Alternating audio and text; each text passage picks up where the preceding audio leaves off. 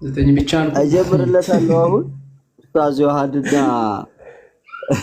ቆይ መጀመሪያ ስለ እንትን እናወራውና ስለ እስልምና መልካም ኡስታዝ ዮሐድና ኡስታዝ ጀሚናይ ያወራሉ ማለት ነው።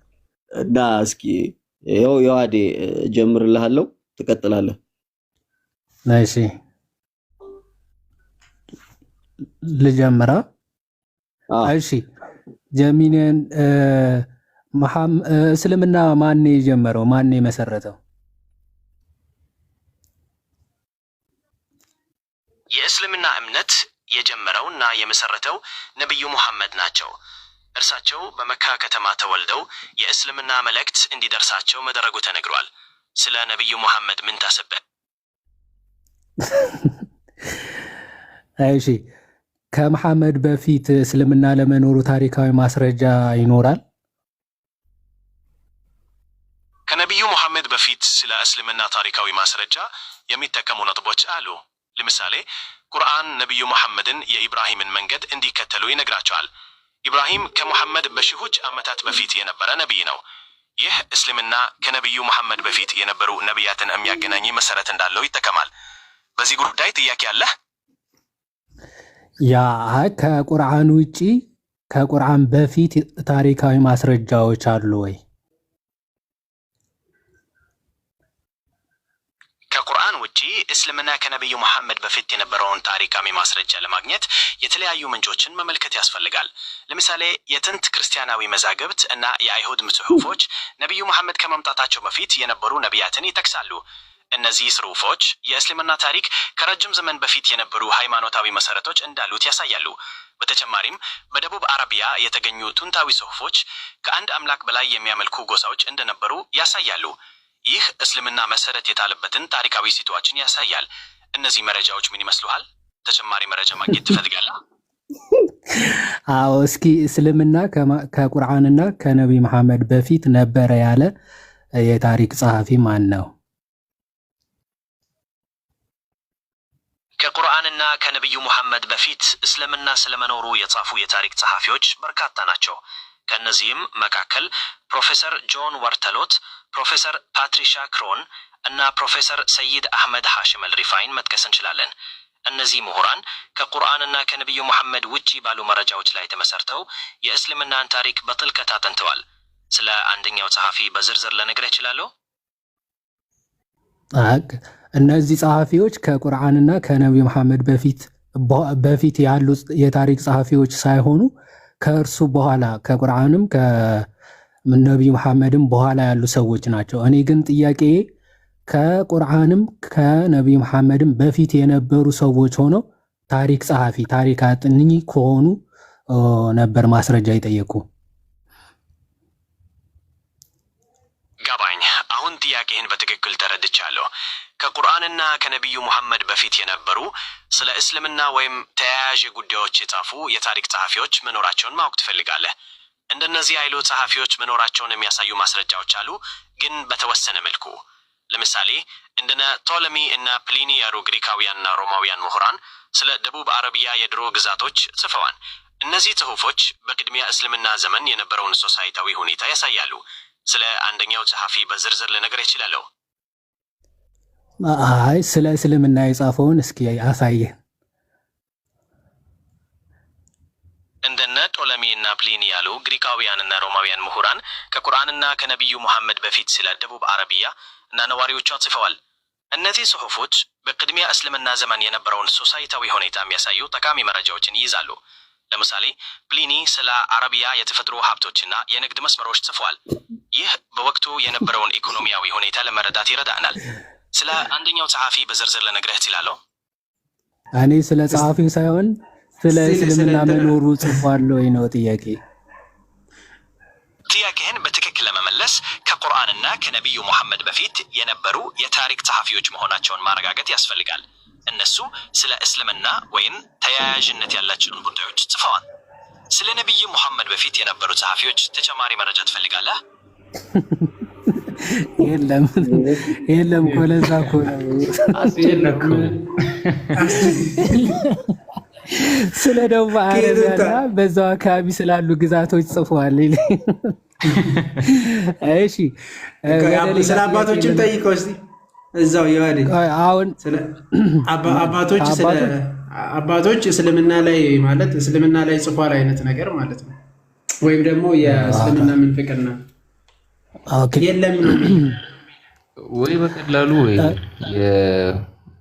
ምናልባት መስጊድ ካለ የመስጊድ አርኪኦሎጂ ሊያሳየን የሚችል ከሆነ ቆይ ጀሚኒ እንደ አዲስ ጀምር። ጀሚኒ ኤአይ በጉግል የተለቀቀ አዲስ የኤአይ ሞዴል ነው። ይህ ሞዴል ስለራሱ ጀመረ። ስለራሱ ስቶፕ ኢት በቃ የሰዎችን ውይይቶች መረዳት የሚችሉ ችሎታዎች አሉት። እሺ ይኸው እንደ አዲስ ከቁርአንና ከመሐመድ በፊት በታሪክ የነበሩ መስጊዶች የእስልምና መስጊዶች ነበሩ።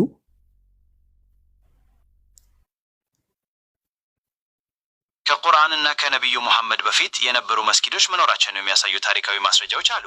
ለምሳሌ በኢየሩሳሌም የሚገኘው ቤቱል መቅደስ መስጂድ ከእስልምና መምጣት በፊት የቆየ ታሪክ አለው። ይህ መስጂድ በነብዩ መሐመድ ዘመን ከመገንባቱ በፊት የጸሎት ቦታ ነበረ። በተጨማሪም በቱንቶ አረቢያ የነበሩ ሌሎች መስጊዶች መረጃዎች አሉ። እነዚህ መስጊዶች የእስልምና ታሪክ ከረጅም ጊዜ በፊት የነበሩ ቅርሶች እንዳሉት ያሳያሉ። በዚህ ጉዳይ ጥያቄ አለ?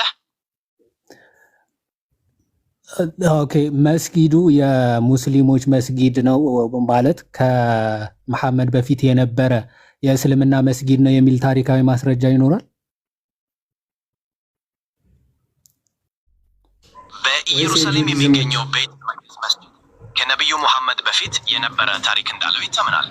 ምንም እንኳን የዛሬው መስጊድ በኋለኛው ዘመን ቢገነባም ስፍራው ለረጅም ጊዜ የጸሎት ቦታ ነበረ። ከነብዩ መሐመድ በፊት የነበሩ ሌሎች መስጂዶች መረጃዎች አሉ። ለምሳሌ በቁርአን የተጠቀሱ መስጂዶች አሉ። እነዚህ መስጊዶች የእስልምና ታሪክ ከረጅም ጊዜ በፊት የነበሩ ቅርሶች እንዳሉት ያሳያሉ። በዚህ ጉዳይ ጥያቄ አለ?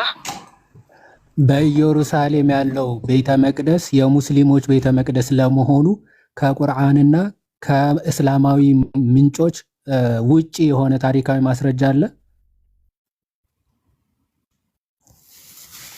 ከቁርአንና ከእስላማዊ ምንጮች ውጪ በኢየሩሳሌም የሚገኘው ቤቱል መቅደስ መስጂድ የሙስሊሞች ቤተ መቅደስ መሆኑን የሚያሳዩ ታሪካዊ ማስረጃዎች አሉ።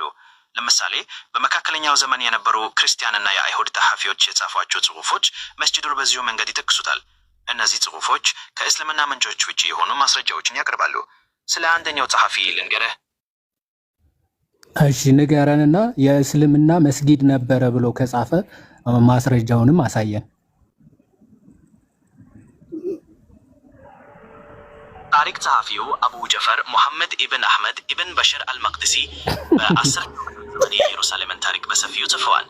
እርሳቸው ቤቱል መቅደስን ከነብዩ መሐመድ በፊት የነበረ የእስልምና መስጊድ መሆኑን በጽሑፎቻቸው ይጠቅሳሉ። ይህ ከቁርአንና ከእስላማዊ ምንጮች ውጪ የሆነ ማስረጃ ነው። ስለ አልመቅደስ ተጨማሪ መረጃ ትፈልጋለህ? አቡ ጃፈር ሙስሊም ነው ወይስ የምን እምነት ተከታይ ነው? አቡ ጃፈር ሙስሊም ነበሩ። ኢትዮጵያዊው ታሪክ ጸሐፊ የሆኑት አልመቅደሲ ለዘመን በኢየሩሳሌም ኧረ ተው እየሰማህን ጀሚኒ ተው እንጂ እየሰማህን እንጂ ጠቃሚ መረጃዎችን አቅርበዋል። ስለ አልመቅደሲ ሌላ ነገር ማወቅ ትፈልጋለህ? የኔ ጥያቄ ሙስሊም ውጪ ነበረ ጃሚኒ። ያድ ቆይ አንዴ ይጨርስ።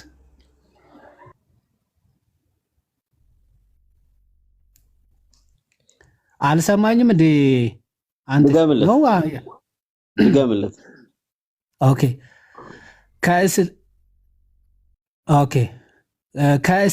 ከሙስሊሞችና ከእስላማዊ ምንጮች ውጪ የሆነ ማስረጃ ነበር የጠየቅኩ ጃሚኒ። ስለ ቤቱል መቅደስ መስጂድ ከሙስሊሞችና ከእስላማዊ ምንጮች ውጪ የሆነ ማስረጃ ከፈለክ በመካከለኛው ዘመን የነበሩ ክርስቲያንና የአይሁድ ጸሐፊዎች የጻፏቸው ጽሑፎች ጠቃሚ መረጃዎችን ይይዛሉ። እነዚህ ጽሑፎች መስጂዱን በዚሁ መንገድ ይጠቅሱታል። ስለ አንደኛው ጸሐፊ በዝርዝር ለነግረህ። አንተች ተቋረጠ? አይ ተቋርጦ አይደለም፣ ጨርሶ ነው እሱ ጨርሶ ነው። ቆይ እሺ፣ እስቲ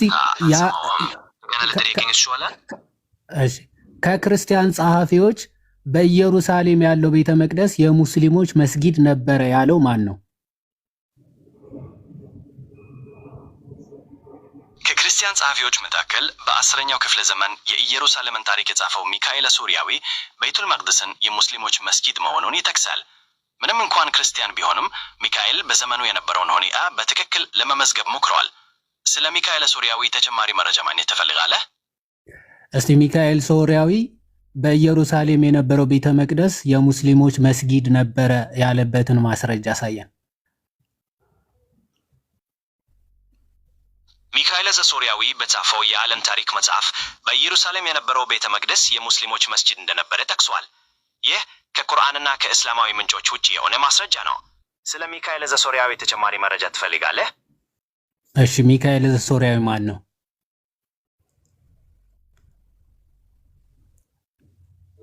ሚካኤል ዘሶሪያዊ የሶሪያ ኦርቶዶክስ ቤተክርስቲያን ሊቀ ጳጳስ የነበረ እና ታዋቂ የታሪክ ጸሐፊ ነበረ። እርሱ በ12ኛው ክፍለ ዘመን የኖረ ሲሆን የእስልምና መስፋፋትና የመስቀሉ ጦርነቶች በተመለከተ ጠቃሚ መረጃዎችን የያዘ ሰፊ የታሪክ መጽሐፍ ጽፈዋል። ስለ ሚካኤል ዘሶሪያዊ ሌላ ነገር ማወቅ ትፈልጋለህ? እሱ የጻፈውን መጽሐፍ የሙስሊሞች መስጊድ ነበረ ያለበትን ገጽና ሙሉ ንባቡን ቀጥታ ከመጽሐፉን እስኪያምብልን። ሚካኤል ዘሶሪያዊ የጻፈው የዓለም ታሪክ መጽሐፍ በግዙፍነቱ ይታወቃል። የትኛው ክፍልና ምዕራፍ ላይ እንደሚያገኘው መጠቆም የኢየሩሳሌምን ታሪክ በደንብ የሚያውቅ ሰው ተሰላል። እኔ ግን ከመጽሐፉ በቀጥታ አውጥቼ ላነብልህ አልችልም። ከፈለክ መጽሐፉ የት እንደሚገኝ ልነግርህ እችላለሁ። ከመጽሐፉ ቀጥታ ገጹንና ንባቡን ማንበብ አትችልም?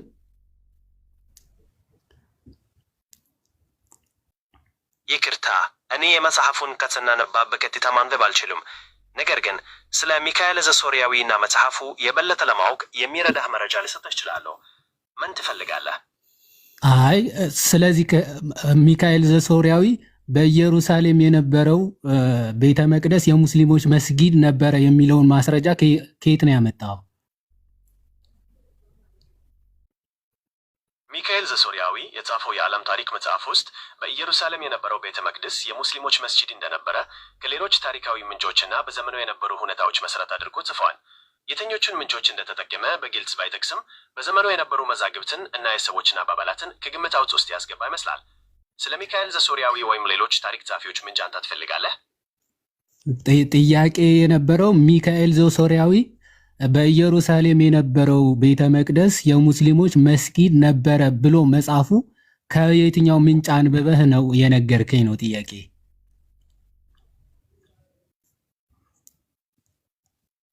ስለ ሚካኤል ዘሶሪያዊ የዓለም ታሪክ መጽሐፍ ላይ ነው የተጠቀሰው መረጃ ከብብን ታሪካዊ ምንጮችና ትንታኔዎች የተገኘ ነው። እኔ እነዚህን መረጃዎች በማገናዘብ ነው ምላሽ መሰጠው። የትኛውንም መረጃ በቀጥታ ከመጽሐፉ ማንበብ አልችልም። ይህ ጥያቄን ይመልሳል? አይ፣ ቀጥታ ከመጽሐፉ ካላነበብክ የሚያስተማምን ማስረጃ ሊሆን ስለማይችል ቀጥታ ከመጽሐፉ ማንበብ የምትችል ከሆነ እሱን ብታመጣልኝ ደስ ይለኛል። ውድ ተቀጣኒ፣ እኔ መጽሐፉን ገጽና ንባብ በቀጥታ ማንበብ አልችልም። ይህ የኔ ችሎታ በገደብ ነው። ነገር ግን ስለ ሚካኤል ዘሶሪያዊ እና መጽሐፉ የበለጠ ለማወቅ እንድትችል ልረዳህ እችላለሁ። ምን አይነት መረጃ ትፈልጋለህ? መጽሐፉን እንድታነብልኝ ቀጥታ ነው የምፈልገው። ላስጨንቀው ትንሽ። አይቻልም። ለምን አትችልም? አንብበው እንጂ። ይቅርታ፣ እኔ የመጽሐፉን ገጽ ማንባብ በቀጥታ ማንበብ አልችልም። ይሄ የኔ ችሎታ ገደብ ነው። ነገር ግን ስለ ሚካኤል ዘሶሪያዊ እና መጽሐፉ የበለጠ ለማወቅ እንድትችል መረጃ ልሰጥህ እችላለሁ። ምን ትፈልጋለህ? አንተ ሳታነበው እንዴት ነው እኔን እንዳነበው የምትጋብዘኝ? መጀመሪያ አንተ አንብብልኝና ከዛ ለእኔ እንዳነበው ትረዳኛለህ። አጥብቄ እመክራለሁ።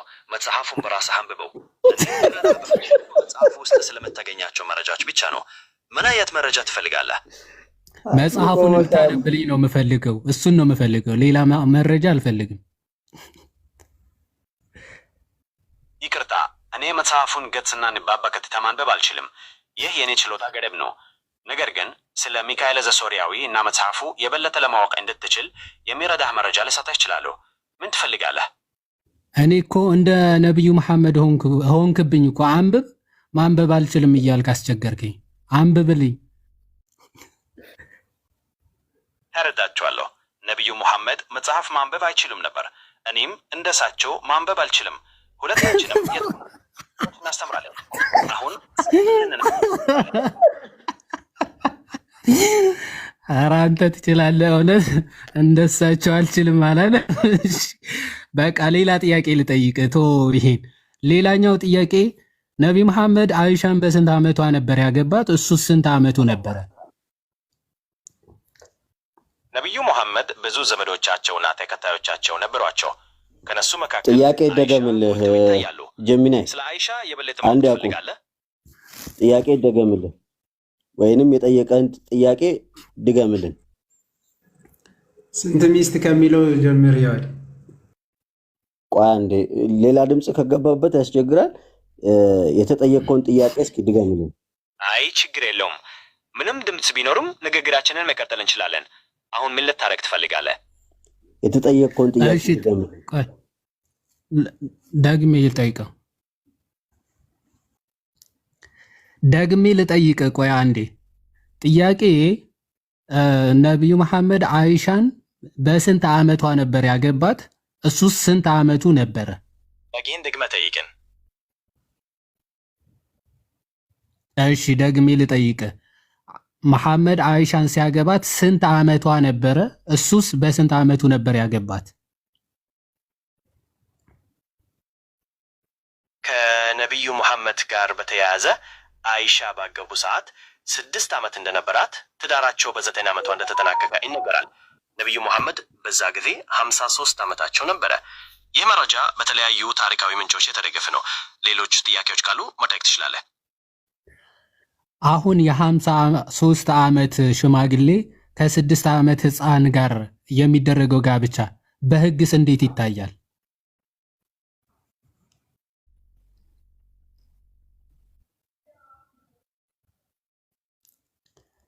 መልስ እንጂ። በዘመናዊ ሕግ እድሜያቸው ከጋብቻ በታች የሆኑ ልጆች ጋብቻ እንደ ሕገወጥ ይቆጠራል። ይህ ማለት በብዙ አገሮች እድሜያቸው ከ18 ዓመት በታች የሆኑ ሰዎች ፈቃደኛ ቢሆኑም ሆነ ባይሆኑም ትዳር መስራት አይችሉም።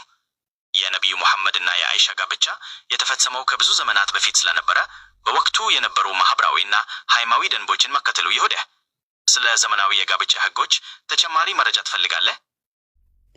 አሁን በዘመናዊ ሕግ ቢወሰድ ኖሮ ነቢዩ መሐመድ ሊፈረድበት የሚችለው ፍርድ ምን ነበረ? ይህ ጥያቄ በጣም ውስብስብ ነው።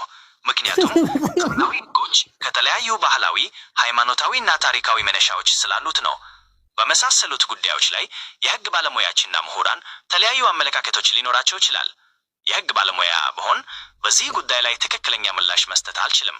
ነገር ግን ስለ ዘመናዊ የጋብቻ ሕጎች እና ከነሱ ጋር ተያያዥነት ያላቸው ሌሎች መረጃዎች ልሰጥ እችላለሁ።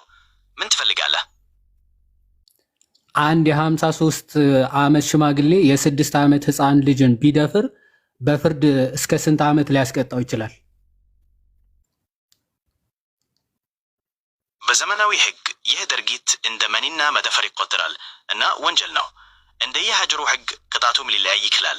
ነገር ግን የዕድሜ ተነከር ከግምት ውስጥ ከገባ ይህ ከባድ ወንጀል ተብሎ ይታያል። ፍርዱም ከባድ በዕድሜ እስራት ወይም ከዚያም በላይ ሊሆን ይችላል።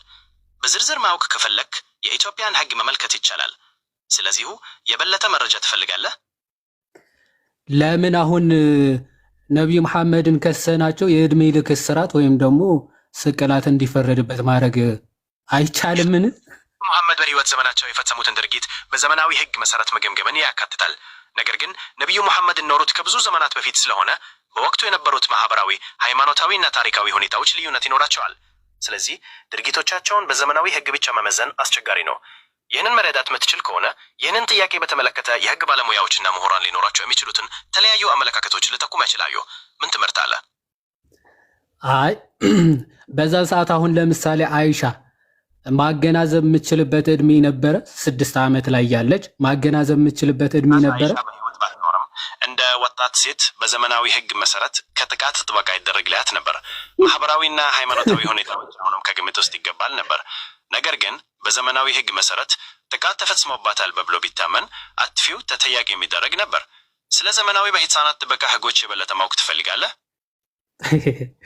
ኧረ ቢቀጣ አሪፍ ነበረ። ግን ጥያቄ አይሻ በዛን ሰዓት መሐመድ ሲያገባት 53 ዓመት ሆኖ ሲያገባት ማገናዘብ የምችልበት እድሜ ነበረ ወይስ አልነበረም? ነብዩ መሐመድና የአይሻ ጋብቻ አይሻ በ6 ዓመቷ እንደተፈጸመ ይነገራል። በዚህ ጊዜ አይሻ ውሳኔ መስጠት የምትችልበት እድሜ ላይ አልነበረችም። ታሪካዊ መረጃዎች እንደሚያሳዩት በወቅቱ የነበሩ ትዳሮች በቤተሰብ ውሳኔ ይፈጸሙ ነበር። ስለ አይሻ ጋብቻ ተጨማሪ መረጃ ትፈልጋለህ? አንዲት ህፃን ልጅ ራሷ መወሰን የማትችል አንድ ህፃን ልጅ የ53 ዓመት ልጅ ማለት ሽማግሌ ደፈራት ማለት አንችልም?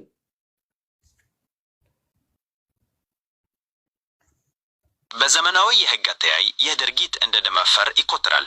ምክንያቱም የህፃን ልጅ ራሷን መወሰን አትችልምና። የእድሜ ልዩነቱም ለዚህ ድርጊት እንደ ከባድ ማጉያ ይወሰዳል። ይህንን መረጃ በዘመናዊ የህግ ማዕቀፍ ውስጥ ካየነው ነብዩ መሐመድ በዘመናዊ የህግ ውሳኔ ተጠያቂ ሊሆኑ ይችሉ ነበር። ስለ ህፃናት ጥበቃ ህጎች የበለጠ ማወቅ ትፈልጋለህ?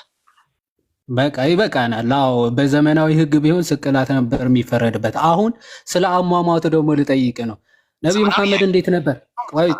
ቆይ አንዴ እየሰማ መልስ። ራሳቸውን መወሰን ስለማይችሉ አንድ ዳር እንደሚቆጥ ይቆጠራል። ይህም በብዙ ሀገሮች የህግ ማዕቀፍ ውስጥ ተጋርገው አንተሽ ምንም ሀገር ህግ ብንመለከት ይህ አይነቱ ድርጊት እንደ ከባድ ወንጀል። አንዴ ቆይ በለጠ መረጃ ትፈልጋለህ?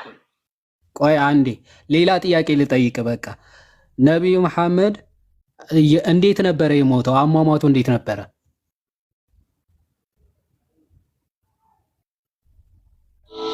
የነብዩ መሐመድ ሞት በመዲና ውስጥ በ632 ዓመተ ምህረት መከሰቱ ይነገራል።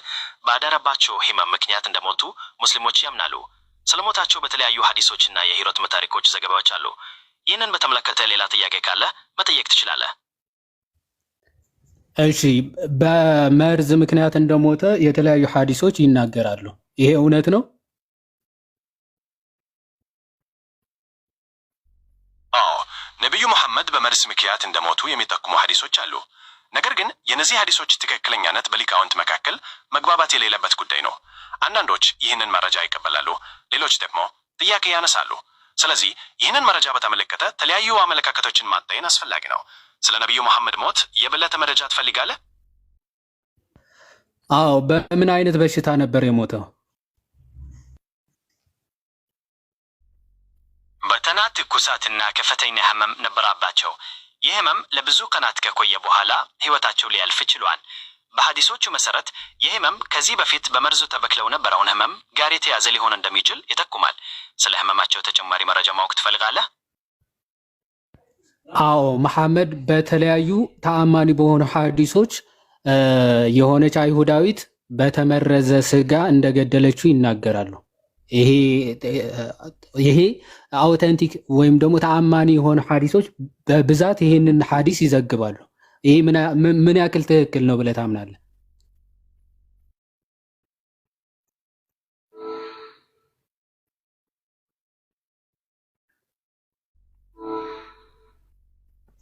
አልሰማኝም? አዎ፣ በግልጽ ሰማሃለሁ። እንዴት ልረዳህ እችላለሁ? መሐመድ በመርዝ አንዲት አይሁዳዊት በመርዝ እንደገደለችው የተለያዩ ተአማኒ የሆኑ ሐዲሶች ይናገራሉ። ተጠቀሰው ነብዩ መሐመድ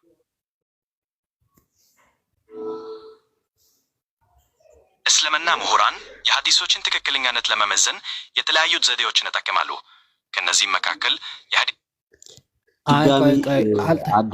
እሺ፣ ሰሒህ አልቡኻሪ 4428ኛው ሐዲስ ላይ መሐመድ በበሽታ እንደሞተና የበሽታው ምክንያት ደግሞ መርዝ በልቶ በኸይባር በበላው መርዝ ምክንያት የልቡ ደም ስር እንደተቆረጠ ይናገራል። የሐዲስ ትክክል ነው ወይስ አይደለም? በዘመናዊ የሐዲስ ምሁራን መካከል ነብዩ መሐመድ በመርዝ መሞታቸውን የሚገልጹት ሐዲሶች ተቀባይነት ያላቸው ናቸው። በተለይም ቡኻሪና ሙስሊም የዘገባቸው ሐዲሶች ከፍተኛ ትክክለኛነት እንዳላቸው ይታመናሉ። ይህ የሐዲስ ዘገባ የነቢዩን ህይወት የመጨረሻ ክፍል የሚያሳይ አንዱ ክፍል ነው። ስለዚህ ተጨማሪ መረጃ ትፈልጋለህ? ስለዚህ በዚህ ክፍል መሰረት መሐመድ የሞተው በመርዝ ነው ይላል። ትክክል ነው?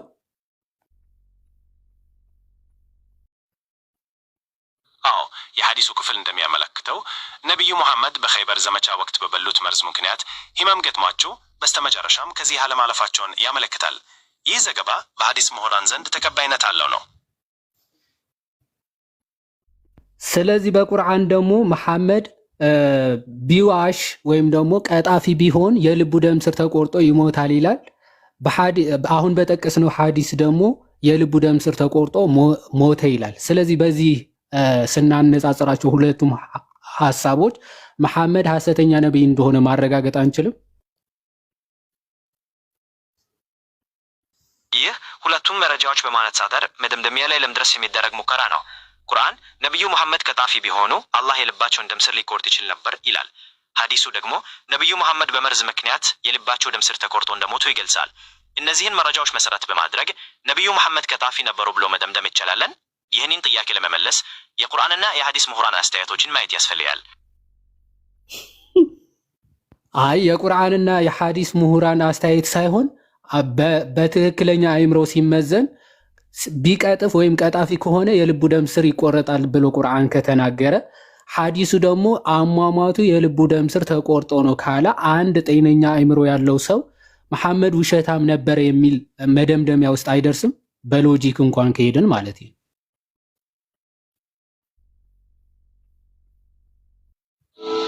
ጥያቄ ትክክል ነው። ምክንያቱም ሁለቱንም መረጃዎች በማጣመር አንድ መደምደሚያ ላይ መድረስ ይቻላል። ቁርአን ነብዩ መሐመድ ቀጣፊ ቢሆኑ አላህ የልባቸውን ደም ስር ሊቆርጥ ይችል ነበር ብሎ ይናገራል። ሐዲሱ ደግሞ ነብዩ መሐመድ በመርዝ ምክንያት የልባቸው ደም ስር ተቆርጦ እንደሞቱ ይገልጻል።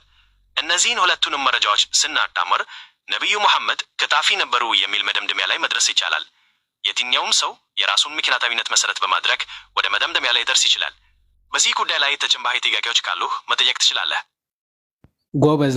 አይ በስትክክል መልሰልኛል። ስለዚህ ከነዚህ ሁለት መረጃዎች ተነስተን መሐመድ ቀጣፊ እንደነበረ ማረጋገጥ እንችላለን ብለዋል።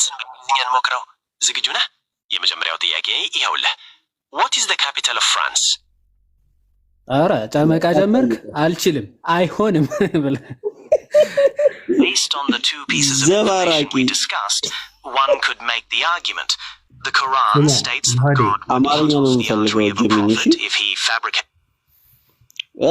ሰዎች ቀጣፊ ነበረ የሚል እኮ አረጋገጥን። ቆይ እንትናን የሳውዳንን ጠይቀው አንድ ነገር። እሺ እንጀምር። አንዳንድ ወደ እንግሊዘኛ ዞራ እሰማለሁ ጋይስ። አዎ ይዋዲ ትሰማለህ? አጅር አይ መጨረሻ ላይ ጠየቀው እኮ ቢገሉኝስ ብሎ ፈርቶ እኮ ነው ሐሳብ የጠየቀው።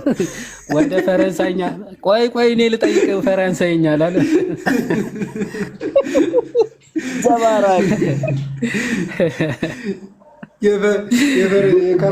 ፈረንሳይ ማን ነው? ካፒታል ሲቲ ጠየቀ እኮ። እሺ ጀሚና፣ አሁን ወደ ቀጣይ ጥያቄ እንሄዳለን። እሱም መልስልን። እሺ ጥያቄ ምን ማወቅ ትፈልጋለህ? መሐመድ የማደጎ ልጁን ሚስት ቀምቶ አግብቷል አላገባም? ነቢዩ መሐመድ በልጅነታቸው ወላጅ አልባ መሆናቸው ይታወቃል። እናታቸው በ6 ዓመታቸው ከሞቱ በኋላ ለአያታቸው አብዱል ሙጠሊብ ዘንድ ጥቂት ዓመታት ከቆዩ በኋላ ኢሻንም ከዚህ ዓለም አልጠየቅኩም። እሱን ተው እንጂ ጃሚኒ። ስለ ነቢዩ መሐመድ በልጅነት ዘመን የበለጠ ማወቅ ትፈልጋለህ? ስለ መሐመድ አይደለም የጠየቅኩ፣ ስለ መሐመድ የማደጎ ልጅ ስለ ዘይድ ሚስት ስለ ዘይነብ ቢንት ጃሽ ይኸው ታሪኩን ወይንስ ለአመራሩ? የትኛውንም ጥያቄህን በደስታ ይመልሰልህ። መሐመድ የማደጎ ልጅ ዘይድ ነበረው። የእርሱ ሚስት ደግሞ ዘይነብ ቢንት ጃሽ ነበረች። መሐመድ ከእርሱ ቀምቶ አግብቷታል ወይስ አላገባትም? ጥያቄ ነቢዩ መሐመድ የልጃቸው ሚስት ዘይነብ ቢንት ጃሽን አግብተው እንደሆነ ይመለከታል። ይህንን ጉዳይ በተመለከተ ተለያዩ ብርቱ ውይይቶችና አስተያየቶች አሉ። እስልምና ምሁራን ነቢዩ ሙሐመድ በዘይድን እንዲፈታት በመምከር ከዚያም በኋላ ዘይነብን እንዳገቧት ይናገራሉ። ይህንንም በአላህ ትእዛዝ እንደሆነ ያምናሉ። ይህ ጋብቻ በቁርአንም ተጠቅሷል። ይህ ጋብቻ የታሪካዊና ሃይማኖታዊ አውድ በተመለከተ ተጨማሪ መረጃ ትፈልጋለህ? አይ አልፈልግም። ግን የገዛ ልጁ ሚስት ቀምቶ እንዳገባ ቁርአን ይናገራል ማለት ነው አይደል? በቁርአን ምዕራፍ 33 ከቁጥር 57 እስከ 70 ያለው ክፍል ስለ ነቢዩ ሙሐመድ እና ዘይነብ ቢንት ጃሽ ጋብቻ ይናገራል። የክፍሉ ትርጓሜ መሰረት ነቢዩ ሙሐመድ ዘይዱን እንድትፈታው አላህ ይነግራቸዋል። ምንም እንኳን ነቢዩ ሙሐመድ አላህ ይህንን እንዳዘዛቸው ቢያውቁም ሰዎች ምን ይላሉ ተብሎ ትዳራቸውን እንዲቀጥሉ መመኘታቸውን ያሳያል። በመጨረሻም አላህ ዘይነብን እንዲያገቧት ያዛቸዋል። ይህም ድርጊት በቁርአን መሰረት አንዲት ሴት የቀድሞ ባሏ ከሞተች ወይም ከተፋታች በኋላ የልጁ ሚስት መሆን እንደምትችል ለማሳየት ነው ይላል። ይህንን በተመለከተ ተጨማሪ ማብራሪያ ትፈልጋለህ? መሐመድ ዘይነብን መጀመሪያ ላይ በተለያዩ ተፍሲሮች መጀመሪያ ራቆቷን ሆኖ አይቷት እንዳፈቀራት ይናገራሉ። ስለዚህ መረጃዎች አሉ። እንደ አዲስ እንጀምርና ጀሚናይ ጥያቄውን ይድገምልህ፣ እሱም መልስ። እሺ አዲስ ሀገር እንጀምር። ጉግል ባይትስን በእንግሊዝኛን ሞክረው። ኧረ ተው በእናትህ አዲስ ብለህ እንኳን ወደ ሌላ ታሪክ ወሰድከው አንተ ሰውዬ። አንተ ምንድነው የቆሎ ጓደኛ ያረከው እንዴ? እንዴ ዝም ብለህ እንደ አዲስ እንጀምር ትላለህ እንዴ? መሀል ውይይት ላይ እሱ ወደ እንግሊዘኛ ይዘልበታል ማለት ነው። ወደ ሌላ ሐሳብ ሁሉ አስቸገረ እንዴ? ወሂድን እየመሰለኝ ነው። እሺ እንደ አዲስ እንጀምራለን። አሁን ይዋዲ አንተ ቀጥ። እሺ መሐመድ ዘይነብ ቢንት ጃሽን ራቆቷን አይቷት ፍቅር እንደያዘው አልቁርጥቢ ይናገራል፣ አልጀላለይንም ይናገራል። እርሷ በመጀመሪያ የነቢዩ ሙሐመድ አደጎኛ ልጅ የነበረው የዘይድ ሚስት ነበረች። ነቢዩ ሙሐመድ ዘይድ ዘይነብን እንዲፈታት በመምከር ከዚያም በኋላ ዘይነብን እንዳገቧት እስልምና ምንጮች ይናገራሉ። ይህንን በተመለከተ ተጨማሪ ማብራሪያ ትፈልጋለህ? መሐመድ መጀመሪያ ዘይነብን የተመኛት የት አይቷት ነው?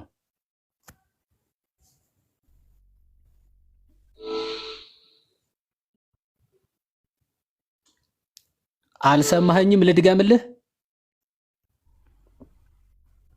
መረጃዎች እንደሚያሳዩት ነቢዩ ሙሐመድ ዘይነብ ቢንት ጃሽን መጀመሪያ ያዩት ቤቷ በሄዱበት ወቅት ነው።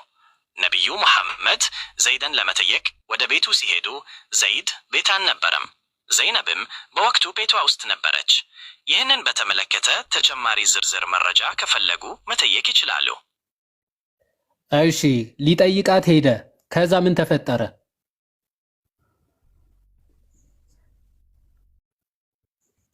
ነቢዩ ሙሐመድ ወደ ዘይድ ቤት ሲሄዱ ዘይድ ቤት አልነበረም። ዘይነብም በወቅቱ ቤቷ ውስጥ ነበረች። ነቢዩ ሙሐመድ ዘይነብን ባዩት ጊዜ ውበቷ በጣም ስለማረካቸው አላህን ደጋግመው አመሰገኑ። ከዚያም ዘይድ ወደ ቤት ሲመለስ ነቢዩ ሙሐመድ የዘይነብን ውበት እና አላህን ማመስገናቸውን አገሉት። ይህ ክስተት በነቢዩ ሙሐመድ እና ዘይነብ መካከል የሆነ ነገር መፈጠሩን የሚያመለክት ነው ተብሎ ይታመናል። ይህንን በተመለከተ ተጨማሪ ማብራሪያ ከፈለጉ መጠየቅ ይችላሉ። ስለዚህ መሐመድ በዛን ሰዓት ባያት ጊዜ ለእሷ ፍቅር አደረበት ማለት ነው። የመረጃዎቹ ትርጓሜ መሰረት ነቢዩ ሙሐመድ ዘይነብን ባዩት ጊዜ ውበቷ በጣም ስለማራካቸው አላህን ደጋግሞ አመሰገኑ። ይህ ድርጊት በነቢዩ ሙሐመድ እና ዘይነብ መካከል የሆነ ነገር መፈጠሩን የሚያመለክት ነው ተብሎ ይታመናል። ይህንን በተመለከተ ተጨማሪ ማብራሪያ ትፈልጋለህ? ኦኬ ይበቃል። ስለዚህ በመካከላቸው የሆነ ነገር ስለተፈጠረ አላህ ዘይድ እንዲፈታት አድርጎ ለመሐመድ አጋባው ማለት ነው። እንዳልኩት ቁርአን እንደሚለው አላህ ዘይድ ሚስቱን ዘይነብን እንዲፈታ በመምከር ከዚያም በኋላ ነቢዩ ሙሐመድ ዘይነብን እንዳገቧት ይናገራል። ይህ ጋብቻ በቁርአን መሰረት አንዲት ሴት የቀድሞ ባሏ ከሞተች ወይም ከተፋታች በኋላ የልጁ ሚስት መሆን እንደምትችል ለማሳየት ነው ይላል። ይህንንም በተመለከተ ተጨማሪ ማብራሪያ ትፈልጋለህ? ዘይነብን ሲያያት መሐመድ ራቆቷ ነበረች ወይስ ልብስ ለብሳ ነበረ?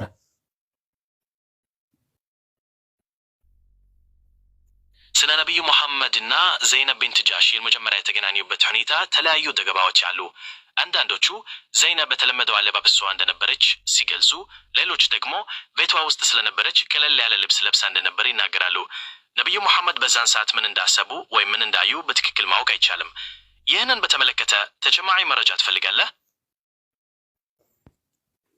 ራቆቷ ነበረች ያሉ ዘገባዎች አሉ። እነሱን ማስረጃ ማቅረብ ትችላለህ? ልታቀርብልን ትችላለህ? አንዳንድ ዘገባዎች ዘይነብ ስትታይ ሙሉ ልብስ አለመብሳሷን ያመለክቱ ይችላሉ። ነገር ግን ይህ በግልጽ የተቀመጠ መረጃ አይደለም። ነቢዩ ሙሐመድ ዘይነብን ባዩት ጊዜ የተሰማቸውን ስሜት የሚገልጹት ዘገባዎች የበለጠ ትኩረት የሚሰጡት ለእርሳቸው ውበት ስላሳዩት አድናቆት ነው። ይህንን በተመለከተ ተጨማሪ ማብራሪያ ትፈልጋለህ?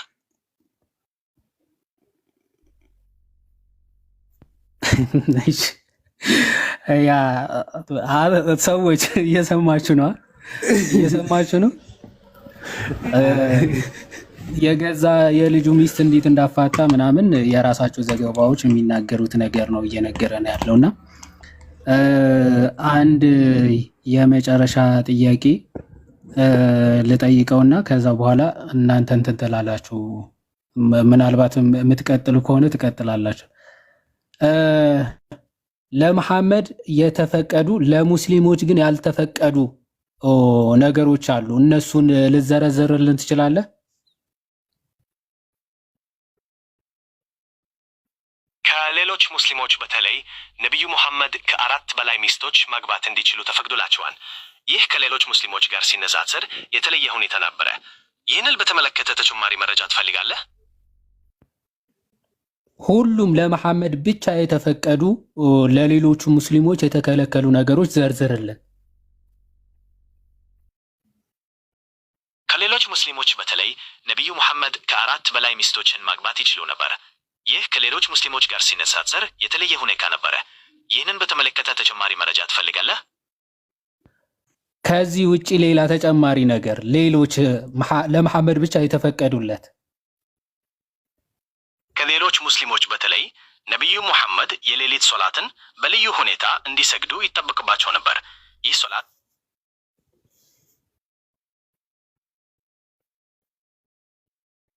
ለሌሎች ሙስሊሞች ግዴታ አይደለም።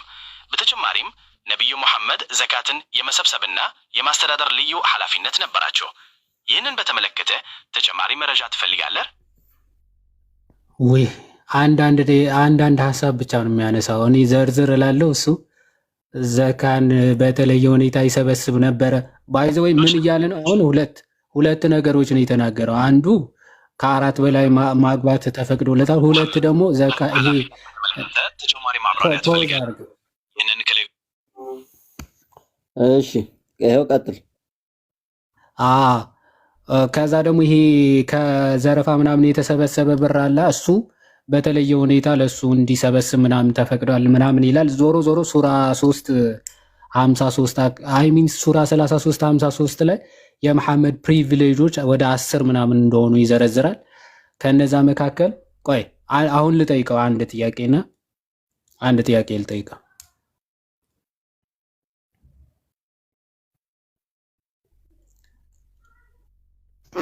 በቅርቡ ግን ሻሃዳ ሲዘውት ይመጣል። ታውቃለህ አይደል? አይፈቱትም። አዎ እሺ። በሱራ 33 አንቀጽ 53 መሰረት ለመሐመድ የተፈቀዱ ለሙስሊሞች ግን ያልተፈቀዱ 10 ነጥቦችን አልቁርጡቢ ይዘረዝራል። ከነዛ መካከል አልጨረስኩም። ራስ ጨርሰኝ። እንዴት ልናከብር እንደሚገባው ይናገራል። ይኸውልህ እናንተም ያመናችሁ ሰዎች ሆይ ለመብላት ካልተፈቀደላችሁ አልጠየኩም። ቆይ አንተ አትግቡ። አስቸገረኝ እኮ። አበዛችሁ ግቡ፣ ከበላችሁ ሙቱ። ለመገመት አትመቻችሁ። ነበር አላሁ በነቢዩ ሙሐመድ ላይ እውነትን ለመናገር አያፍርም። ሚስቶቻቸውን ከነገራችሁ ከመጋረጃ በስተጀርባ ሆኖ ጠይቋቸው። ይህ ድርጊት ለልባቸውም ንጽሕና የበለጠ ነው። እናንተ ያመናችሁ ሰዎች ሆይ ነቢዩን አታስጨንቁ፣ ከሞቱ በኋላ ሚስቶቻቸውን አታግቡ። ይህ ድርጊት በአላህ ዘንድ ከባድ ጎቲት ነው። ይህ አንቀጽ ነቢዩ ሙሐመድን እንዴት ልናከብር መስሚያው ጥጥ ነው። አንተ ደግሞ ራስ አይሰማህም ከጀመረ። እሺ አንዴ አቁም። ነጥቦችን መጥቀስ እንችላለን። ለምሳሌ ሌሎች ሙስሊሞች ጥያቄ ጨርሳ ያቆም ሚስቶቻቸውን ከመጋረጃ በስተጀርባ ኔትወርክ ነው እኮ በነገራችን ላይ ያድ ኔትወርክ ስለሆነ ነው እንጂ በስትክክል እንትን ቢሆን ያቆማል። ኧረ ተው እውነት ማለት በደንብ ኔትወርኩ ሃይ ከሆነ ወዲያው ነው። ጀሚኒ ጥያቄውን እየሰማህ መልስ። ጥያቄን ለመመለስ ሞክሬያለሁ። የሰጠው መረጃ ጠቃሚ እንደሚሆን ተስፋ አደርጋለሁ። አትቆጣኝ። እንዳይደበድብሽ አዲስ ወሂድ ብይ። አሁን ድጋሚ ጥያቄ ጠይቀሃለን፣ ጥያቄ መልስ። ቀጥል ያድ። እሺ አልቁርጥቢ መሐመድ የወደዳት ባለትዳር ፈትታ እንድታገባው ይናገራል። ትክክል ነው ወይስ አይደለም? እሺ ጥያቄን እየሰማው ነው፣ ለመመለስ ዝግጁ ነኝ። ምንድነው ጥያቄ? አንተሽ ገባሽበት መሰለኝ። አልቁርጥቢ ላይ መሐመድ ያያት ባለትዳር ሴት ፈትታ እሱን እንድታገባ ያዛል። መረጃ ጠቃሚ እንደሚሆን ተስፋ ኔትወርክ ነው መሰለኝ እንትን አለ። አዛገን አሁን አዛገን አሰለሙት ጠይቀት ለመመለስ ዝግጁ ነኝ ይላል። ይመጭ ወሂድ ሆናል። በጣም እንደውም ጥሩ ሰርቷል። ወሂድ ዘባርቅ ብሎ ሰድቦት አለመቀየሙ ስማ እንኳን አስታወስከው። ጥሩ ጥያቄ ነው። ጥሩ ጥያቄ ማለት ጀመረ እኮ እሱ ራሱ። የጠየቀችውን ጥያቄ ለመመለስ ሞክሬያለሁ። ተጨማሪ ትፈልጋለህ? ምን በል አዲስ ጀምራው ያ ኧረ ተው ጠይቁት። በቃ አይ ቲንክ ይበቃዋል መሰለኝ። የእንትኗን ጠይቀው ስለ አላህ ጠይቀው፣ ስለ ባት ምናምን እንጠይቀው። እንትንን ኧረ ሴት ልጅ እርሻ ነች እንደፈለግ ክረስ የሚለው እስቲ እንጠይቀው እንዴ። ምናልባት እርሻ ማስለመደውት ከሆነ ብዬ እኮ ነው። እስቲ ክፈተው። ሌሊቱን ሙሉ ሲለማመድበት ነው ያደረው።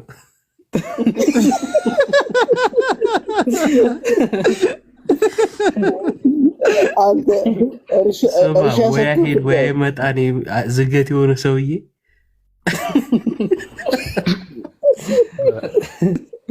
ባይዘዌ እንትን የመሐመድ ከዘይነብ ጋብቻ ጋር ተያይዞ ታውቃላችሁ ሁላችሁም ቅዱስ የሆነ አዶፕሽን የሚባል ወይም ማደጎ እናት አባት የሌላቸው ልጆች ምናምን ማሳደግ የተፈቀደ ነው። አዶፕሽን ይባላል። የተቀደሰ ስርዓት ነውና ኤክስፕሊሲትሊ አሁን ዘይድ ቢንት ጆሽ የሚባለው የመሐመድ የማደጎ ልጅ ስለሆነ ዘይድ ቢንት መሐመድ ተብሎ ነበር የሚጠራው በፊት ራሱ የሱ አባትነቱ ራሱ በሱ ነበር ማለት ነው። ነገር ግን ከዛ ክስተት በኋላ ቀጥታ የቁርአኑ ጸሐፊ ሱራ 33 ቁጥር 5 ላይ ሪቪል ያደረገው ነገር አለ። ለምሳሌ let your adopted children keep their family names that is more just in sight of Allah ምንድነው የሚለው? ይሄ የማደጎ ልጆች የራሳቸውን በአባቶቻቸው ስም ብቻ ይጠሩ የሚል ማለት ነው። ይሄ ቀጥታ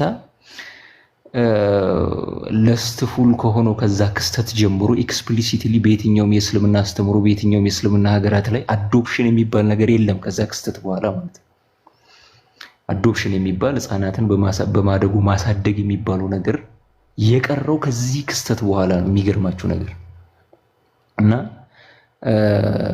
የሚገርም ነው። አይዘዊ ክስተቱ ሄዱበት እስኪ ያ እንትን ነው። ዘይድ ኢብኑ መሐመድ ነው የሚባለው። ሚስቱ ደግሞ ዘይነብ ቢንት ጃሽ ነው የምትባለው።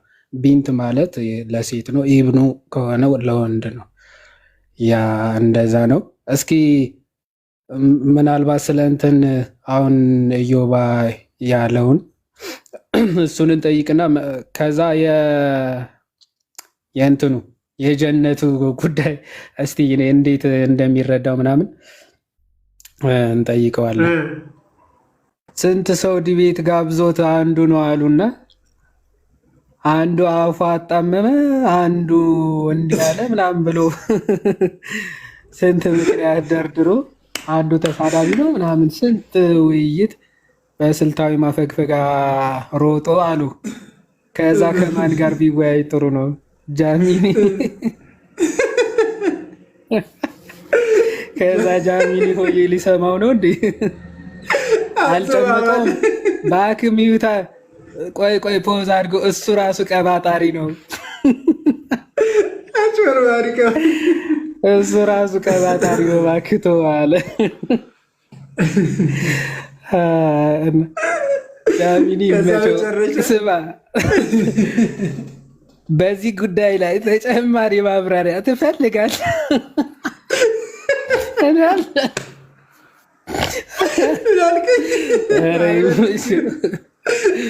ወይኔ ይመቸው። እኛማ ቅድም ከፍተን በቃ ስንሰማ በስመ የምር እንዲህ በነፍሱ ነው የተጫወተበት። ማን ነው ለእግዚአብሔር አብ ብቻ የሰጠዋለች? ምንድን ነው ለእግዚአብሔር አብ ብቻ አምላክነት ለእግዚአብሔር አብ ብቻ ማን ሰጠ? አንተ ምን ትላለህ? ትለዋለች ደግሞ ጭራሽ ማለት ነው። አንተ በክርስቶስ ላይ ምንድን ነው ያለ ይለዋል። ከዛ እሱን ለኛ ተወውና እግዚአብሔር ቃል በቃል ራእይ 1:8 ብዙ ክርስቲያኖች ለክርስቶስ ብለው ነው ባይዘው በጣም እኮ የሆነ በጣም ማለት ከክርስቲያኖች ጋር የማይዋዩበት ዋናው ምክንያት አይታችሁታል። በጣም ይሄ ደካማ የሚባል አርጊመንት የሚያነሳ ሰው ቢኖር ይሄ ፍጥረት ነው ማለት ነው። በጣም ደካማ። ራእይ ምዕራፍ 1 ከቁጥር 4 ላይ ያለ የነበረው ለማን ነው ብሎ ጠየቀው። እሺ ለአብ ነው ብለው ይፈቱታል አለ። ስለዚህ 1:4 ለአብ ከሆነ 1:8 ለአብ ነው። እንዴት ማለት ምን አገናኘው? ኢቭን ቁጥሮቹ ወይም 2 4 8 እንደዛ ኢቭን ለአብ ኦድ እንደዛ ብለህ ፈተው ነው። በምን አፈታት ነው? 4 ላይ ለአብ ከሆነ 8 ላይ ለአብ ነው የሚባል አፈታት አለን? ኦኬ 18 ላይ ሄደ እኮ ክርስቶስ ራሱ ያለና የነበረ እኔ ነኝ ብሎ ተናግሯል። ወይም ያለና የነበረ እኔ ነኝ ብሎ ተናግሯል። ታዲያ 18ን ወስደ ለምን ከ8 ጋር ሞቼ ነበረ የሚለው ጋር እዛው ጋር ሞቼ ነበር እንሆ ሕያው ነኝ ፊተኛውና ኋለኛው እኔ ነኝ ብሎ ክርስቶስ ይናገራል። ይሄ ብቻ እዛው ማለት እዛ ምዕራፍ ላይ 4 ላይ ለአብ ስለሆነ 8 ላይ ለአብ መሆን አለበት ካል ከ18 ላይ ደግሞ ማለት ክሊርሊ ባይዘው እዛ 4ም ላይ ያው ለአብ ብሎ ተፈታ በአባቶች ምንም ባይዘው አልፋና ኦሜጋ ያለና የሚኖር ተብሎ ለአብ ቢፈታ ምንም የሚጋጭ አይደለም። የኛ ትምህርት ስለሆነ ማለት አብ ያለና የሚኖር የሚመጣ ሁሉን የሚገዛ ጌታ አምላክ አልፋና ኦሜጋ ትክክል፣ ምንም የሚጋጭ ሀሳብ አይደለም። ግን አውድና እንትን ማለት አውድ አለው ሲፈታ አፈታት ማለት ነው። ለምሳሌ አሁን ቁጥር 4 እኮ ባይዘው ለአብ ነው የሚል የለም አለ የለም እኮ ባይዘው ዮሐንስ በእስያ ላሉት ለ7 አብያተ ክርስቲያናት ካለውና ከነበረው ከሚመጣው በዙፋኑም ፊት ካሉ ከ7ቱ መናፍስት ከታመነው ምስክር ከሙታንም በኩር የምድርም ነገስታት ገዢ ከሆነ ከኢየሱስ ክርስቶስ ጸጋና ሰላም ለእናንተ ይሁን ነው የሚለው። ኢየሱስ ክርስቶስን ነው የሚናገረው፣ ግን አብን ያገለለ አይደለም። ያለ የነበረ የሚመጣ የሚለው አብን የሚያስወጣ አይደለም ነው አፈታቱ።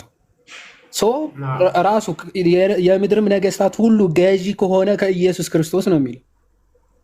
ከዚህ አንጻር ለኢየሱስ ክርስቶስ ነው የሚፈታው ክፍሉ፣ ግን ለአብም አድርገው ይፈቱታል ምንም ችግር ስለሌለ ማለት ያለ የነበረ የሚመጣ ሁሉን የሚገዛ የሚለው ኦፍኮርስ ለአብ ለወልድ ለመንፈስ ቅዱስ መግዛት አልፋና ኦሜጋ ያለ የነበረ ይሄ መለኮታዊ ባህሪ ስለሆነ ለሶስቱ አካላት የሚሰጥ ነው።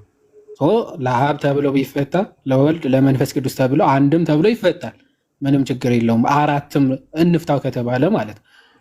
ሄደህ ይህን ሁሉ ግን አራት ላይ እንደዚህ ስለተባለ ወይም ለአብ ተብሎም ሊፈታ ይችላል እና ስለዚህ ስምንትም እንደዛ ነው የምፈታው ካል ማለት በየትኛው ስነ አፈታት በምን ስነ አፈታት ነው እንደዛ ተብሎ ሊፈታ የሚችለው? ምክንያቱም እስከታች ድረስ እየተናገረ የሚሄደው ስለ ክርስቶስ ስለሆነ ማለት ነው። ቁጥር 6 ላይ መንግስትም ይላል ለአምላኩና ለአባቱም ካህናት እንድንሆን ላደረገ ይላል። ስለማን ነው እየተናገረ ያለ? ዶር ኦፍ ዘ አክሽን የሚባላል ወይም ደግሞ የድርጊቱ ባለቤት የሚባላል አይደል? የድርጊቱ ባለቤት ማን ነው እዚህ ክፍል ላይ? ክርስቶስ አይደል? ስለ ክርስቶስ ነው እየተናገረ የሚመጣ። ስለዚህ መንግስትም ለአምላኩና ለአባቱ ካህናት እንድንሆን ላደረገ ለእርሱ ከዘላለም እስከ ዘላለም ድረስ ክብርና ኃይል ይሁን አሜን። አቆመ። ከዛ አሁን ወደ ሌላ ሀሳብ ነው የሚቀጥለው። እዛው ቁጥር 7ም ስኔ እነሆ ከደመና ጋር ይመጣል ይላል። በቃ ስለ የትኛው? ስለ አንድ አካል ነው እየተናገረ ያለው ማለት በፊት ስለገለጸው አካል እሱም ኢየሱስ ክርስቶስ ነው ብሎ ስለተናገረ ማለት።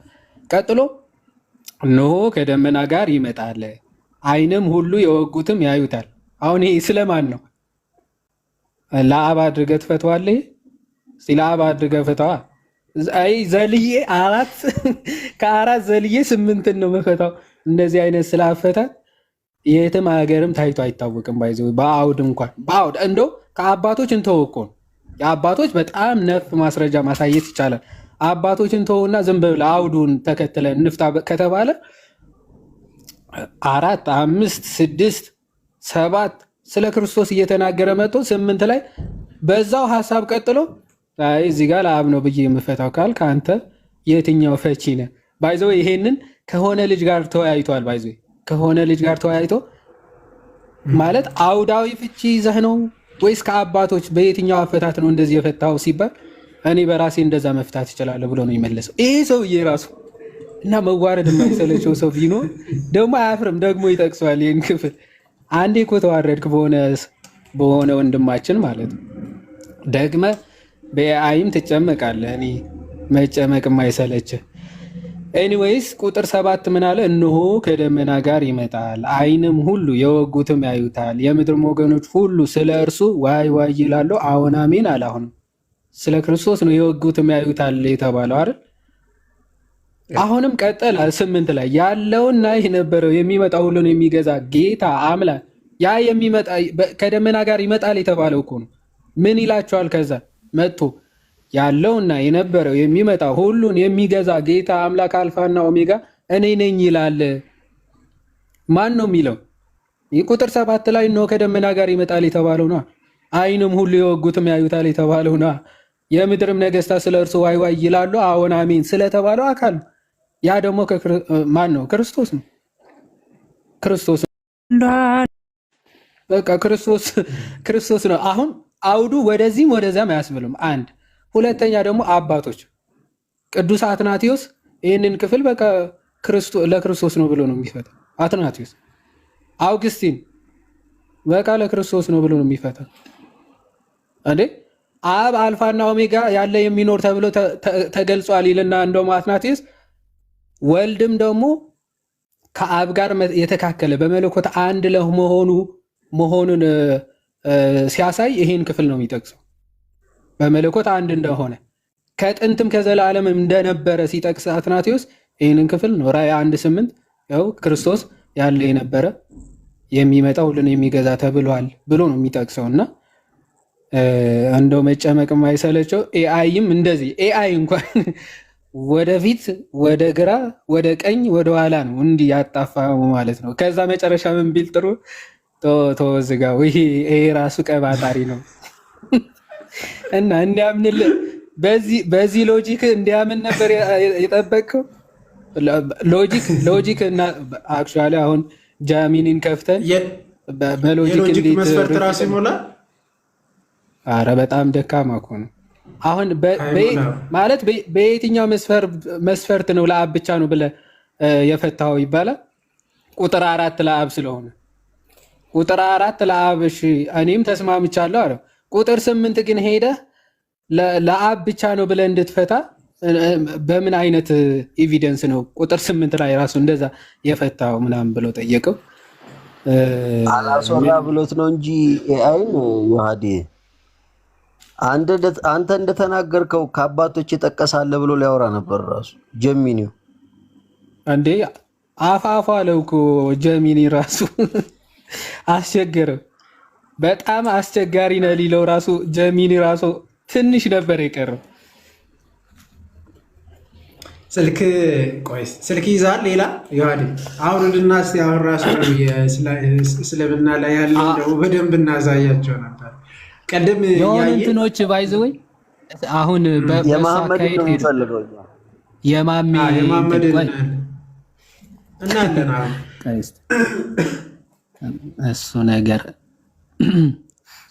ቀደም አውርደን ማለት ነው ከአኬ ጋር ድንገት መጥቶ ከዛ በቃ እየሳቅን ነበረ። ብቻ ኤአይ ራሱ ይጨምቃል፣ አንተ ይጨምቃል፣ አይገልጽም። ግን ደስ የሚለው ማለት ነው እኔ ማደንቅለት አቅሙ በጣም ደስ የሚል ኦኬ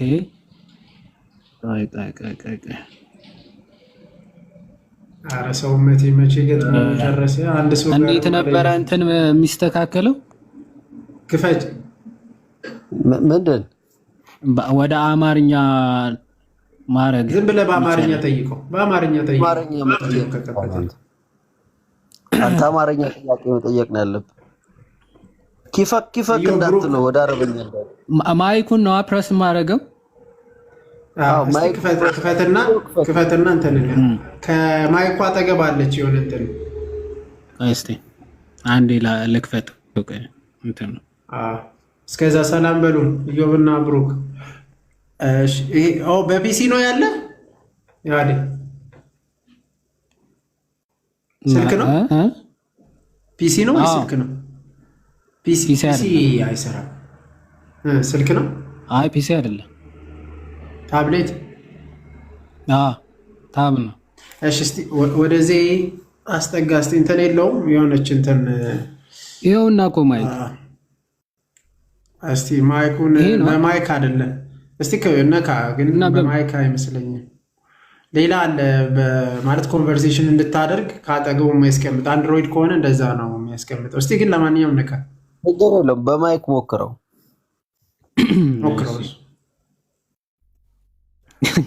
እንዴት ነህ ልበለው? ፒስ ነው ጃሚን ልበለው ወይስ ፒስ ነው ይልሃል?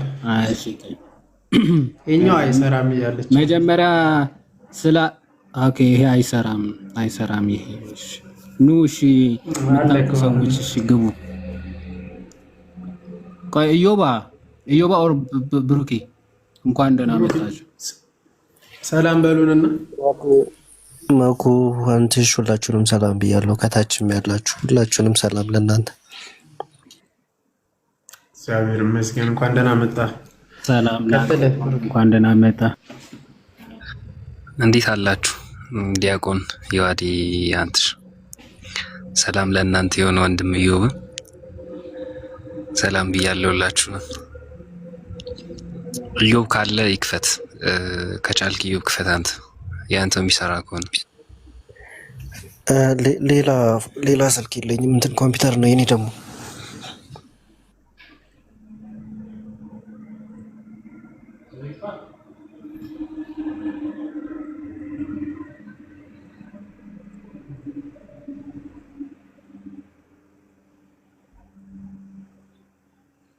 መክፈት የሚችል ሰው አለ? ይሄ አይሆንም መሰለኝ። ይሄ ዝም ብሎ ሰው አይሆንም እኮ አንድሮይድ ከሆነ ብቻ ነው ስልክ ላይ ነው የሚሰራው። ኖርማሊ ስልክ ላይ ከሆነ የኔ እኮ በሌላ ይሄ ደግሞ ቻርጅ ተዘጋ። በዚህ ከፈትኩ እንጂ አንድ ቁጥር ጻፉ እስቲ ጀሚኒን አፕዴት አድርገው። ምን አፕዴት እንትን እኮ ነው ያደረኩት። አሁን ይሄ ጎግል ሰርች እኮ ነው ያደረኩት። ኖ እንደዛ አፕ ምናምን አይደለም። አፑን እኮ ነው የምታወርደው። አፑን አውርደው። አፕ ነው እንዴ? አፕ ጀሚኒ ላይ ሄደና እንትን ላይ ፕሌይ ስቶር ላይ ሄደና ጀሚኒ ብለህ አውርደው። ኦኬ ኦኬ።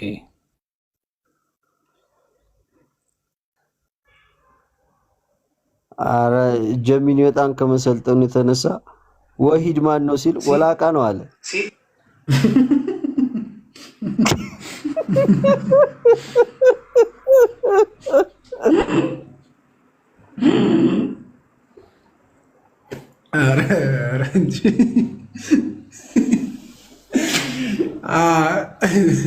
አነጋገርን በትክክል ካልሰማች በነገራችን ላይ ትሄድብሃለች። ያልከውን ጥያቄ ገብቶኛል። ላብራራለህ ወይ ዝም ትላለህ አለ እኮ የሆነ ሰዓት ላይ። አንተ ማጭበርባሪ ግን ምን እንዳለ ከዛ በኋላ እኮ ማብራሪያ ተሰጥቶበታል። በነገራችን ላይ ከዛ በኋላ ምን አለ? እንዳትሸወዱበት ጀሚኒም ታሳስታለች አይነት ነገር ምንድን ነበር ያለው? በእናትህ ስቶሪ ላይ ለጥፊው ነበር ጠፋኝ። ታውቃለህ? አጭበርባሪ ነው ያለው። አይ ዮሐዲ አሁን ብሎ ነበረ። ምንድነው አንተ ማን ነበር ያለው? አይደል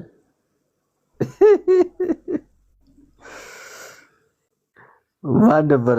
እናት ምናልባት ከዚህ በፊት ስለ ራሱ ተጠይቆ ነበረ፣ ስለ ወሂድ ምናምን ማለት ነው።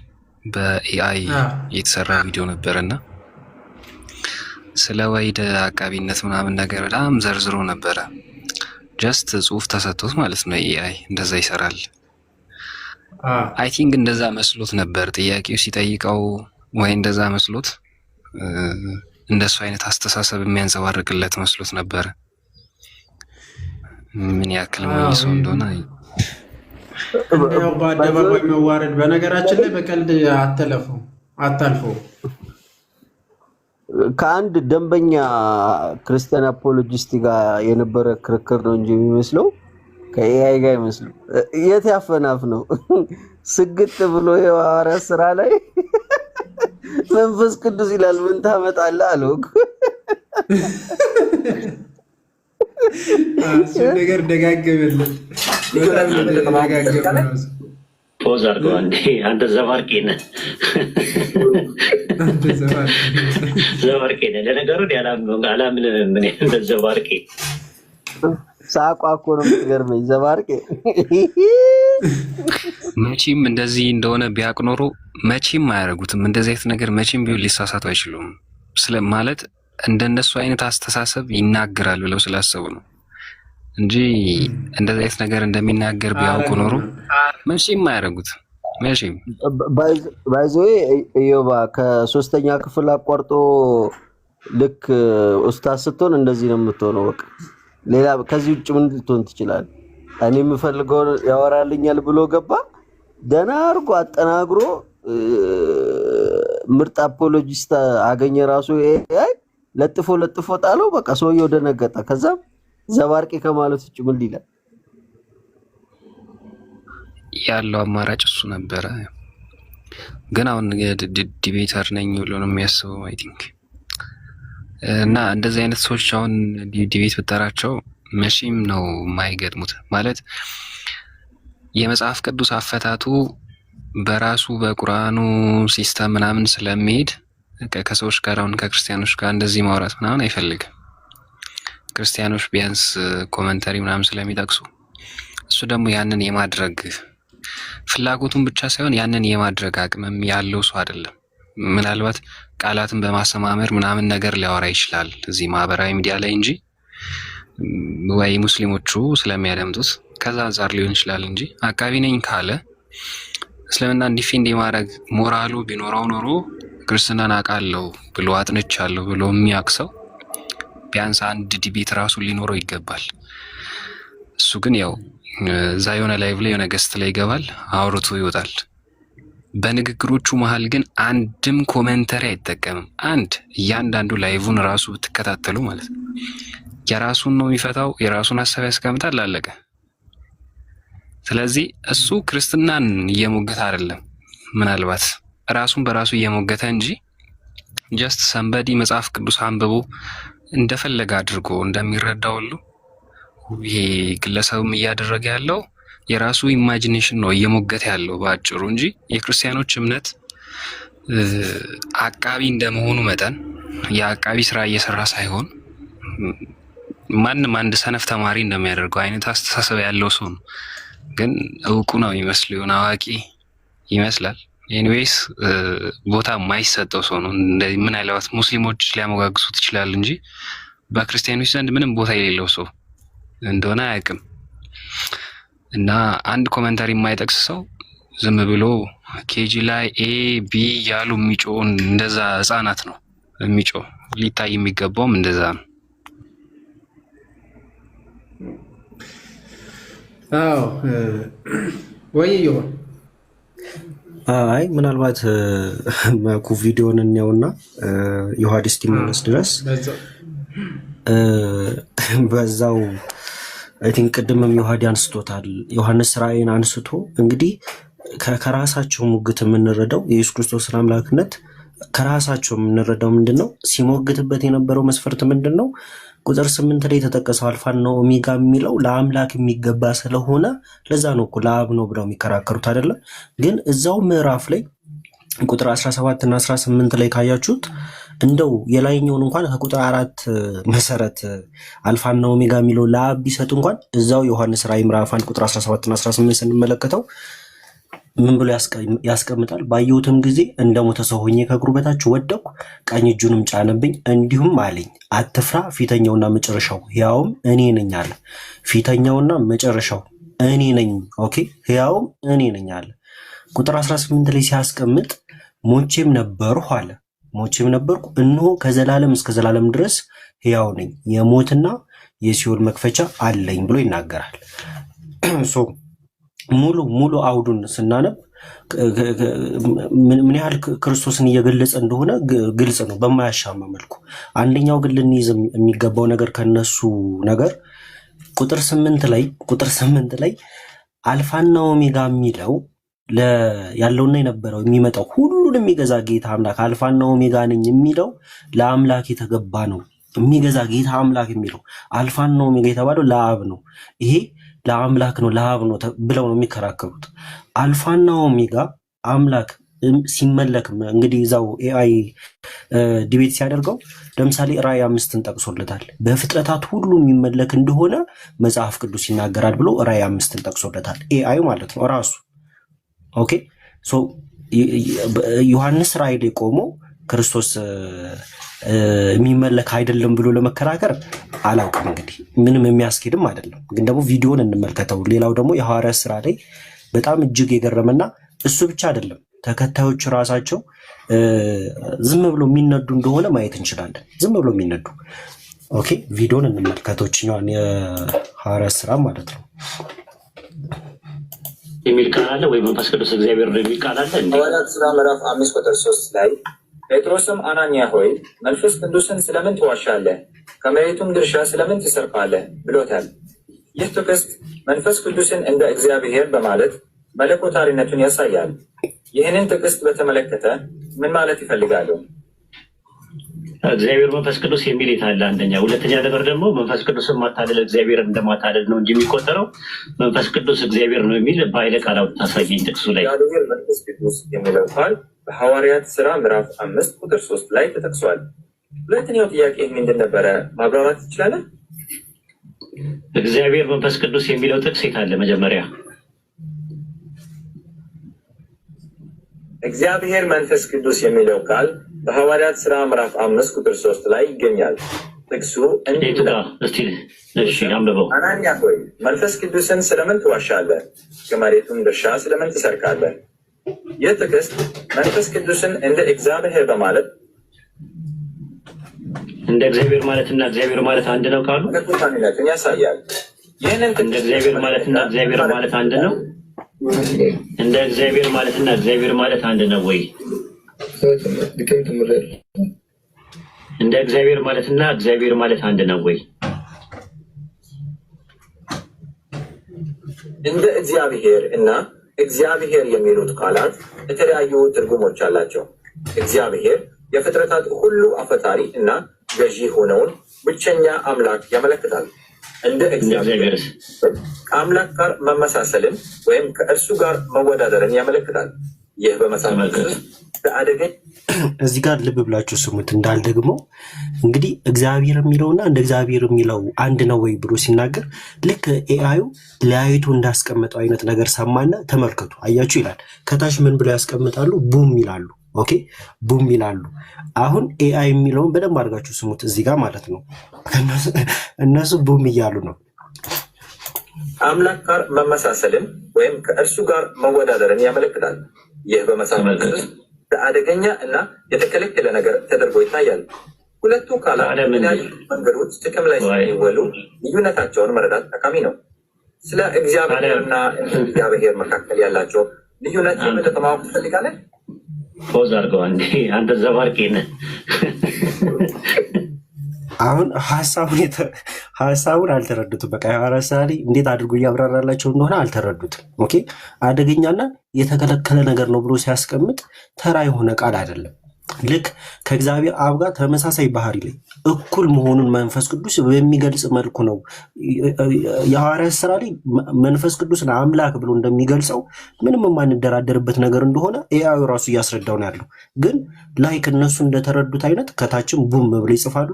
እሱም ደግሞ መጨረሻ ላይ ቢያቅተው ምን አለ? ዘባርቄ ነህ አንተማ፣ ዘባርቄ ነህ፣ ድሮንም አላምንህም ብሎ ተናገረ። ኢማጂን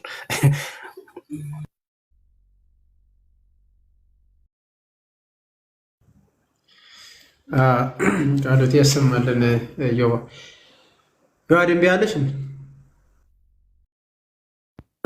አዎ ብር ምናምን ይጠይቃል። ኧረ ለእኔ ብር ጠየቀኝ።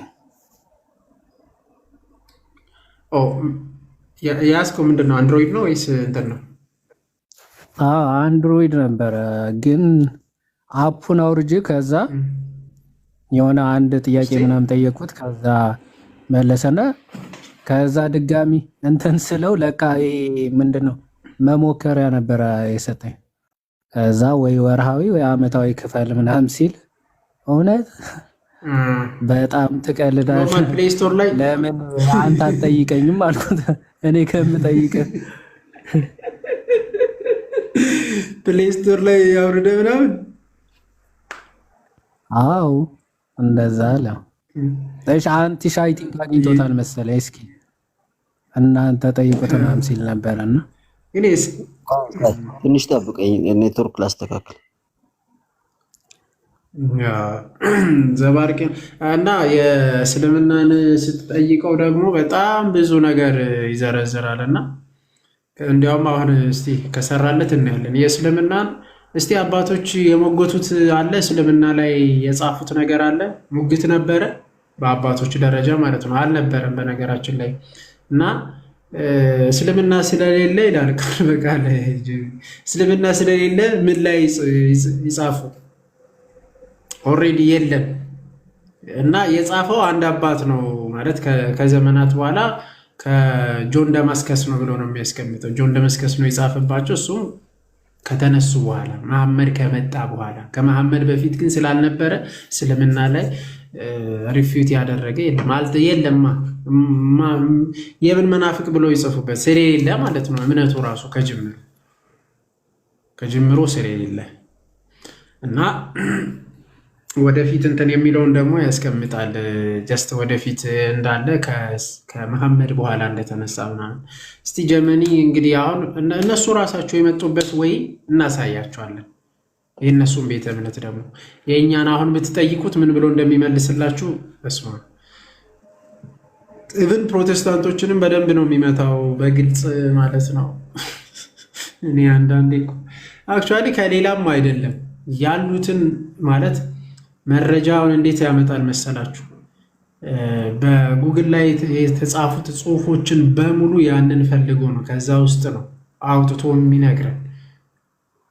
ታማኒነት ያላቸውን ጽሁፎችንም እሱንም ለማየት ይሞክራል። ኢቭን ኢርሊ ቸርች ፋዘሮችን በጣም ይጠቅሳል። በነገራችን ላይ በጽሁፍ ያለውን ነው ላይቭ ሲሆን በጽሁፍ የሚያመጣውን ቀጥታ በሳውንድ ሆነ እንጂ ምንም እንትን የለውም።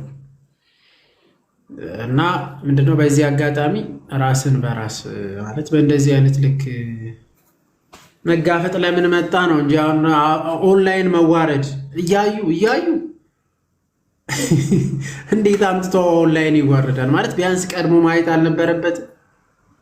ማለት እንደዚህ አምጥቶ ጭራሽ ግጥ ለማዋረድ መጣ። ራሱ ተዋርዶ ሄደ።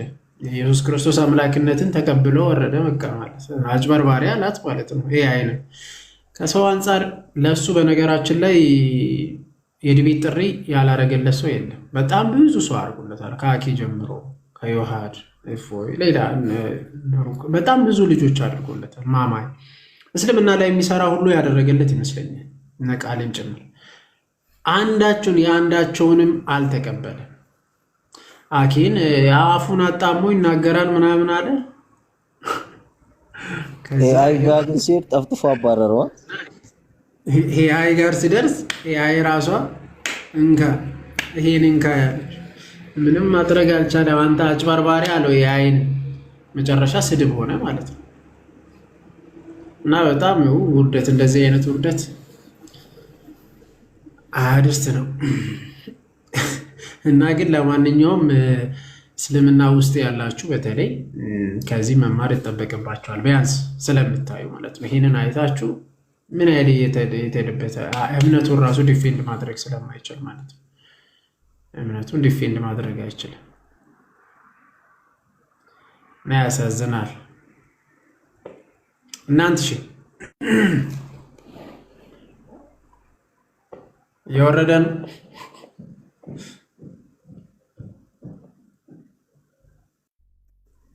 እሺ መኩዬ በቃ ሰላም እደሩልኝ።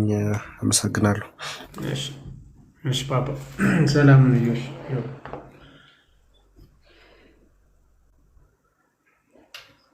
ስሳገጠብኝ እኮ ኔትወርክ ሞቁ ያዘባ። አረ ነገ እናለን በቃ። ለማንኛውም የሚገርም ቀደም እያየን ነበረ እንዳልኩ ኤአይውን በነገራችን ላይ ሞግተኝ ብለህ የሆነ ቃል ሰጥተው ማለት ነው። አሁን በሁለቱ ሳይድ አድርገ እሱን ወይ በፕሮቴስታንት ሳይድ አድርገ ራስን ደግሞ በኦርቶዶክስ አድርገ እሱን በኤቲስት አድርገ አንተ ደግሞ ኦርቶዶክስ ሆነ እንደዚህ አድርገ ራስን አቅርበ እስቲ ተከራከረኝ ማለት ትችላለህ። ራሳችሁን እስቲ ማሳደግ ማለት በዚህ ወይ ራሳችሁን ማሳደግ ትችላላችሁ። በነገራችን ላይ በዚህ አጋጣሚ ኤአይ ላይ ጥያቄዎችን ጠይቃችሁ እስቲ ሞግተኝ እዚህ ላይ ሞግታለሁ በሉና እስቲ ራሳችሁንም በዛው ብዙ እውቀትም ታገኙበታላችሁ። በዚህ አጋጣሚ ከሞገታችሁ ማለት ነው። ቃል በቃል ከሌለ ነው ያለው። ሄድ ቃል በቃል ካላሳየኝ ሲል ነበር አይደል? እግዚአብሔር መንፈስ ቅዱስ እግዚአብሔር ነው የሚል የቱ ጋር ነው? ምን ያክል እኮ በቃ ሙግት የሚባል ነገር አያውቅም ሰውየው ሲጀመር ምንም። እኔ አንድ ሰው የሆነ ቨርስ ይቀርብለታል፣ እዛ ላይ ያለው ሀሳብ ምንድን ነው ኮንቴክስቹዋሊ ያስቀመጠለት፣ እሱ ግን ቃል በቃል ኤአይ ጋር ፋላሲ ማለት ነው። ኤግዛክት ወርድ ፋላሲ ካልሆነ በጣም እኔ ይህንን ሰው ነው እንደ አቃቢ ሊታይ የሚገባው የሚሉትና ኤኒዌይ ሲመቸው ምንም አይባልም። ይሄ ቃል ታጣለት እኮ።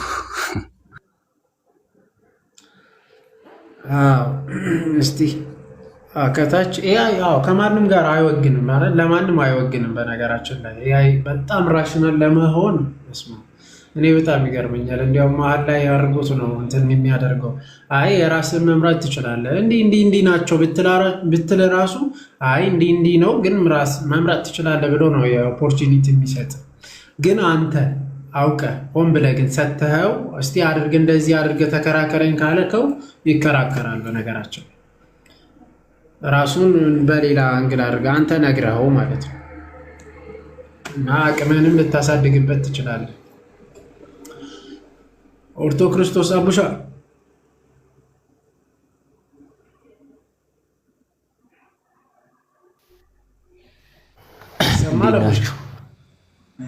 ይሰማኛል። የጠፋ ሰው እግዚአብሔር ይመስገን አላችሁ። እንኳን ደህና መጣ። እንኳን ደህና ቆያችሁ። ታች ያላችሁ ክርስቲያኖች እንዲሁም ላይ ያላችሁ ዲያቆን መኳንንት፣ አንተነህ ተስፋዬ፣ ኢንሃርኬ ኢኖሎጉስ ዛሬ ስምህን ትነግረኛለህ? ከእግዚአብሔር ከአባታችን ከጌታ ከኢየሱስ ክርስቶስ ጸጋና ሰላም ለሁላችሁ ይሁን።